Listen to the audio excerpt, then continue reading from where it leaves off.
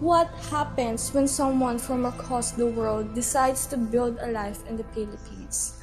Not just to visit, but to truly belong.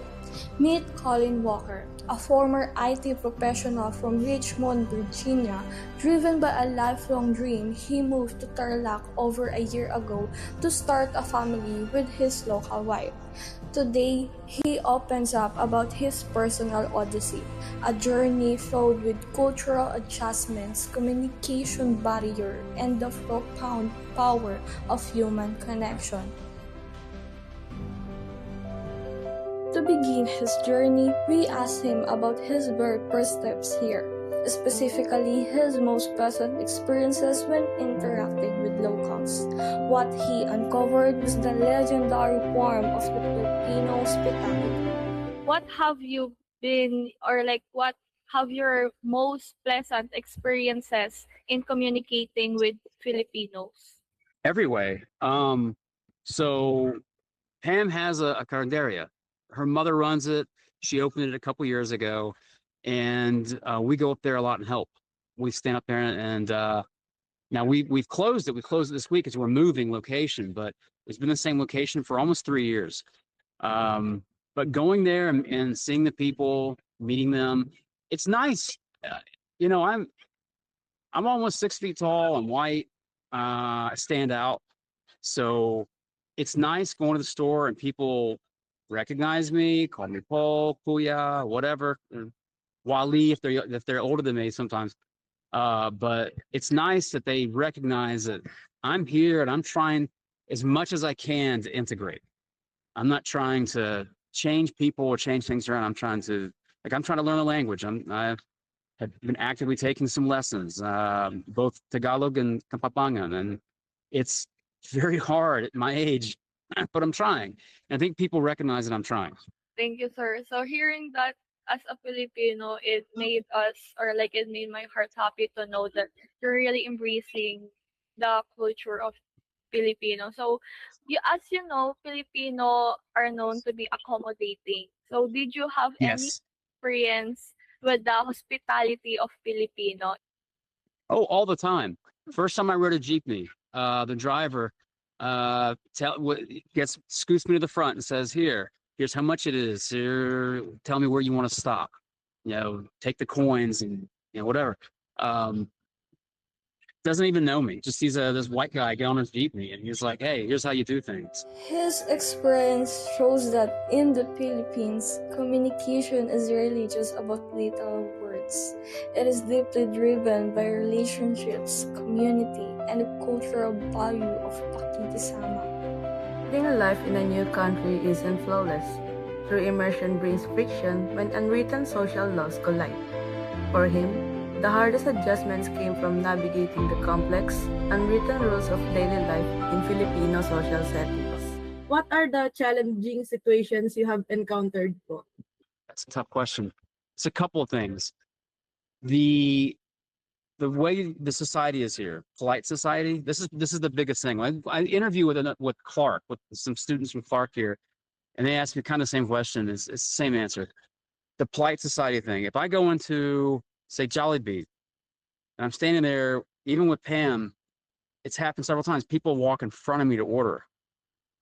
And in the US, number one, that doesn't happen very often. If it does, you call it out, like right then and there.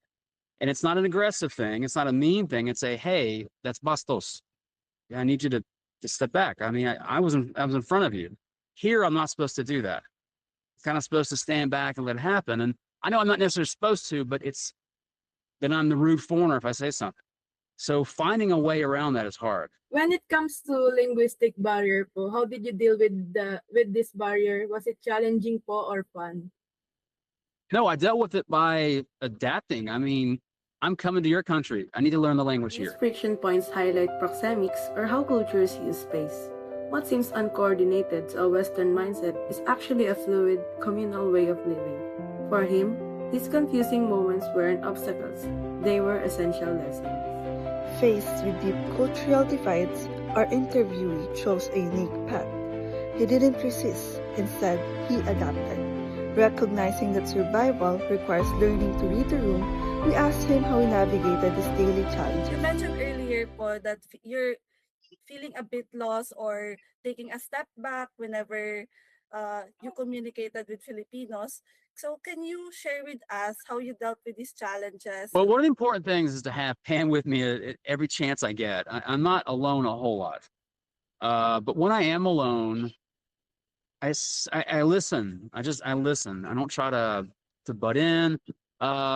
Okay, so I'm trying to get my license here to fly my drone, to legally fly my drone, to earn money, and not necessarily get a job, but just so I can cover all the bases, right?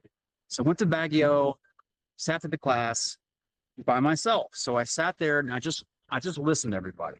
That's the main thing. I wish other foreigners would do the same thing, is listen, shut up and listen.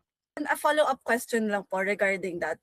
We know that Filipinos are known for being huge jokers or having this unique sense of humor, right? Yes.